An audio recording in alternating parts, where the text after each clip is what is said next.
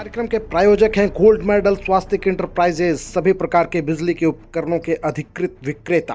Gokul marble, विभिन्न कंपनियों के टाइल्स, मार्बल, सैनिटरी के अधिकृत विक्रेता। जनता मेडिकल में 18% छूट और फ्री होम डिलीवरी सुविधा के साथ दवा उपलब्ध। नमस्कार, न्यूज लाइन में आप सबों का स्वागत है। इस वक्त की खास खबरों के साथ मैं हुराम। खबरों की शुरुआत करेंगे सबसे पहले।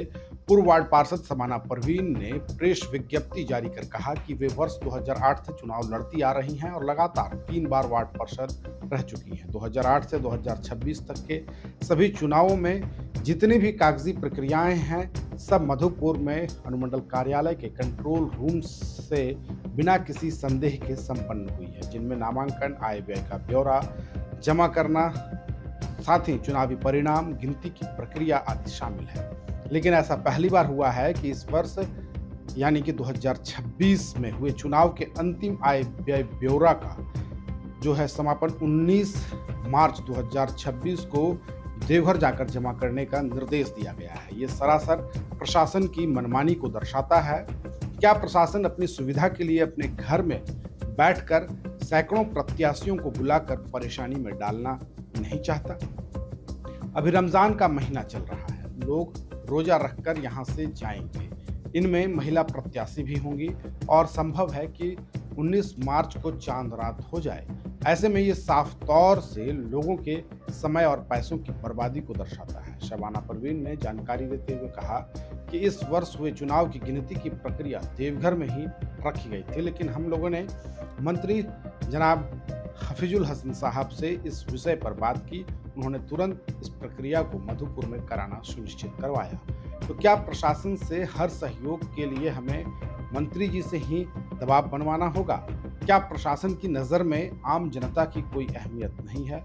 जहां एक और उपायुक्त महोदय द्वारा शहर के अंतिम छोर पर अंतिम व्यक्ति तक सुविधा पहुंचाने की बात कही जा रही है, वहीं दूसरी ओर आम लोगों में असुविधा उत्पन्न की जा रही है। शबाना ने कहा कि मुझे उम्मीद थी कि शपथ ग्रहण समारोह के बाद नवनिर्वाचित जनप्रतिनिधिगण, जिनमें कुछ लोग 3 बार के पार्षद रह चुके हैं, इनके साथ पूर्व नगर परिषद अध्यक्ष भी शामिल हैं, जिनको इस बात की जानकारी है कि ये लोग संयुक्त रूप से उपायुक्त महोदय के समक्ष समस्या को रखेंगे।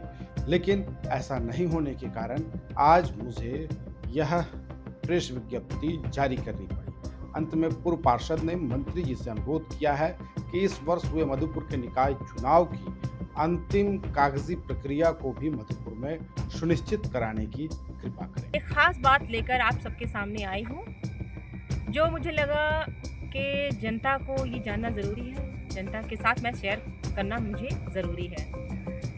इलेक्शन का दौर अपनी कंप्लीशन पर है और आज तो वोट टेकिंग सेरेमनी भी कंप्लीट हो गई है। सभी न्यूली इलेक्टेड मेंबर्स को, न्यूली इलेक्टेड वार्ड पार्षद को, न्यूली इलेक्टेड चेयरपर्सन को मेरी तरफ से बहुत बहुत बधाई, बहुत बहुत शुभकामनाएं, heaps and heaps of congratulations. और उम्मीद करते हैं हम कि हमारा मधुपुर जो है ये नई तरह से उभर के, नई तरह से विकास की गति के रास्ते पे चलेगा और मधुपुर जो है खिल के, निखर के, उभर के स्वच्छ साफ मधुपुर हमें मिलेगा। बात ये है कि 2008 से मैं भी 3 बार वार्ड पार्षद रह चुकी हूँ। 2008 से 2018 तक मैंने भी चुनाव लड़ा है और इस चुनाव के दौरान जितने भी काम हैं इलेक्शंस के, वो मधुपुर में ही संपन्न हुए हैं। चाहे वो नॉमिनेशन की बात करें, चाहे वो काउंटिंग की बात करें, चाहे आय व्यय डिटेल्स जो जमा देने की बात है वो करें। तीनों बार हमने मधुपुर में ही सारे काम किए हैं और इस बार भी 2026 में भी हमने सारे जो काम नॉमिनेशन से लेके काउंटिंग और हमारा आय व्यय का जो ब्यौरा जो सबमिट करना रहता है वो हमने मधुपुर में ही संपन्न किया है। लेकिन अभी जो लास्ट मोमेंट है का जो व्यय का जो ब्यौरा है, जो एक्सपेंसेस के डिटेल्स हैं, ये अभी जो लास्ट मोमेंट में 19 तारीख को देवघर बुलाकर सबमिट करने के लिए कहा जा रहा है।